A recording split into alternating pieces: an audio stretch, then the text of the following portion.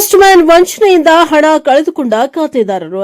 ಚಿಕ್ಕಬಳ್ಳಾಪುರ ಜಿಲ್ಲೆ ಗೌರಿಬಿದನೂರು ತಾಲೂಕಿನ ಹಾನಗಾನಹಳ್ಳಿ ಗ್ರಾಮದ ಅಂಚೆ ಕಚೇರಿಯಲ್ಲಿ 1200 ಖಾತೆದಾರರಿಗೆ ಸುಮಾರು 1 ರಿಂದ 2 ಕೋಟಿಯಷ್ಟು ಹಣವನ್ನು ಪೋಸ್ಟ್ ಮಾಸ್ಟರ್ ರಮ್ಯಾ ವಂಚಿಸಿದ್ದಾರೆ ಎಂದು ಗ್ರಾಮಸ್ಥರು ಆರೋಪ ಮಾಡಿ ಅಂಚೆ ಕಚೇರಿಗೆ ಮುತ್ತಿಗೆ ಹಾಕಿರುವ ಘಟನೆ ನಡೆದಿದೆ.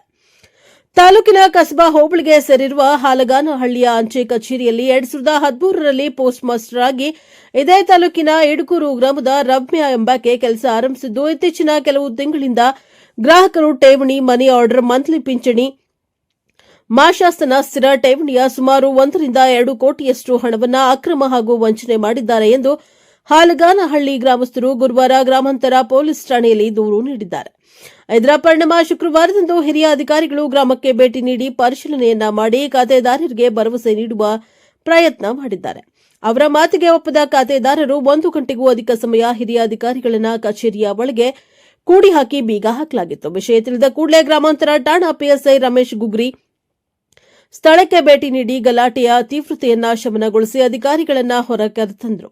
ನಂತರ ಗ್ರಾಮಸ್ಥರ ಜೊತೆ ಮಾತನಾಡಿ, ನಿಮಗೆ ಯಾರಿಂದ ಮೋಸ ಆಗಿದೆಯೋ ಅವರ ವಿರುದ್ಧ ನಿಮ್ಮಲ್ಲಿರುವ ದಾಖಲೆಗಳೊಂದಿಗೆ ಬಂದು ಠಾಣೆಯಲ್ಲಿ ದೂರು ನೀಡಿ, ತಪ್ಪಿತಸ್ಥರು ಯಾರಾದರೂ ಸರಿ, ಅವರ ಮೇಲೆ ಕಾನೂನು ರೀತಿಯಲ್ಲಿ ಕ್ರಮ ಜರುಗಿಸಿ ನಿಮಗೆ ನ್ಯಾಯ ಕೊಡಿಸುವಲ್ಲಿ ಪೊಲೀಸ್ ಇಲಾಖೆಯು ಪೂರ್ತಿ ಸಹಕಾರ ಇರುತ್ತದೆ ಎಂದು ಗ್ರಾಮಸ್ಥರ ಮನವೊಲಿಸಿದ್ದಾರೆ.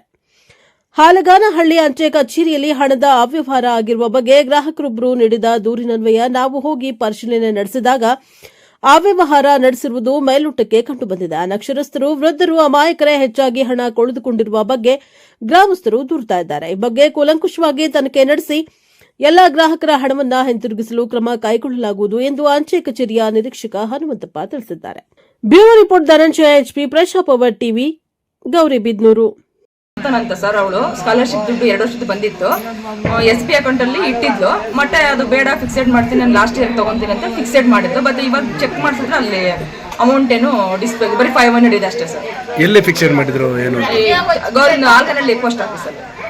ಎಷ್ಟು ದಿನಗಳಿಂದ ಫಿಕ್ಸೆಡ್ ಮಾಡಿದ್ರು? ಒಂದು 3 ತಿಂಗಳಾಯ್ತು ಸರ್. ಯಾವಾಗ ನೋಡಿದಾಗ ಎಷ್ಟು ಅಮೌಂಟ್ ಇತ್ತು? 45,000 SB ಅಕೌಂಟ್ ಇದ್ದು ಫುಲ್ ಎಲ್ಲ ಅಮೌಂಟ್ ತೆಗೆದ್ಬಿಟ್ಟು ಅವಳು ಫಿಕ್ಸೆಡ್ ಮಾಡ್ಕೊಂತೀನಿ ಅಂತ ಫಿಕ್ಸೆಡ್ ಮಾಡ್ಕೊಂಡು ಫಿಕ್ಸೆಡ್ ಮಾಡೋದಕ್ಕೆ ನನಗೆ ಯಾವುದೂ ಪಾಸ್ಬುಕ್ ಏನು ಕೊಟ್ಟಿಲ್ಲ. ಅವಳ ಮೇಲೆ ನಂಬಿಕೆ ಇತ್ತು, ಕೊಡ್ತಾಳೆ ಬಿಡು, ಅಷ್ಟೇ ಡೆಲಿವರಿಗೆ ಕೊಟ್ಟೋದು ಸರಿ ಬಿಡು, ಡೆಲಿವರಿಗೆ ಹೋಗಿ ಮತ್ತೆ ಕೊಡ್ತಾಳೆ ಅಂತ ನಾನೇನು ಅದು ಇದು ಮಾಡ್ಕೊ, ಈ ತರ ಎಲ್ಲ ಬಂದು ಇದು ಮಾಡೋ ನಮಗೂ ಅದೇನಾಗಿದೆ ಅಂತ ಗೊತ್ತಿಲ್ಲ. ಇವಾಗ ನಮಗೂ ಅದು ಗೊತ್ತಾಗಿಲ್ಲ. ಇವಾಗ ಪಾಸ್ಬುಕ್ ಕೊಟ್ಟು ನೋಡಿದ್ರೆ ಬರೀ 500 ಇದೆ ಅಷ್ಟೇ ಸರ್.